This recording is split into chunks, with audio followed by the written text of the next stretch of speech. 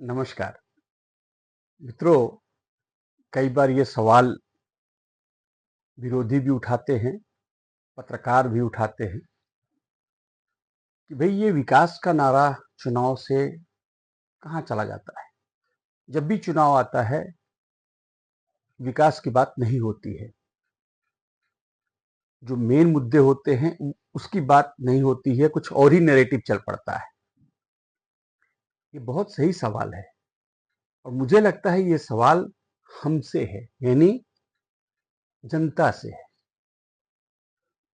तो इसका जवाब जनता को ही देना होगा। ऐसा क्या होता है कि ये पार्टियां आपके मुद्दों को छोड़ करके ये कुछ और ही नैरेटिव चला देती हैं। जैसे लोकसभा चुनाव में कांग्रेस ने, इंडी गठबंधन के बाकी नेताओं ने, उन्होंने संविधान खतरे में पड़ जाएगा, संविधान बदल देंगे, इसका नैरेटिव चलाया। कहीं मुद्दों की बात हुई?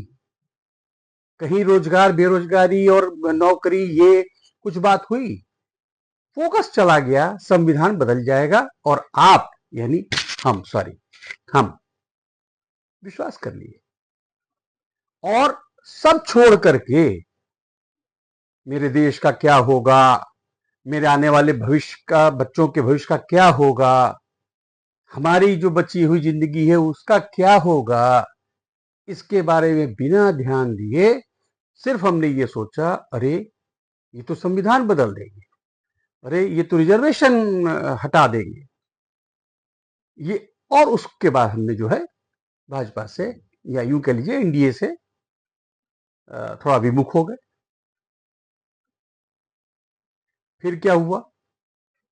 ये बात जब समझ में आती है एक पार्टी को कि यार ये तो हमने 3 तलाक के मुद्दे को एड्रेस किया, हटाया, हमने आर्टिकल 370 हटा दिया, हमने आर्थिक विकास देश का 11वें स्थान से लेकर के हम 5वें स्थान पे पहुंचा दिए, हमने इंफ्रास्ट्रक्चर इतना डेवलप किया,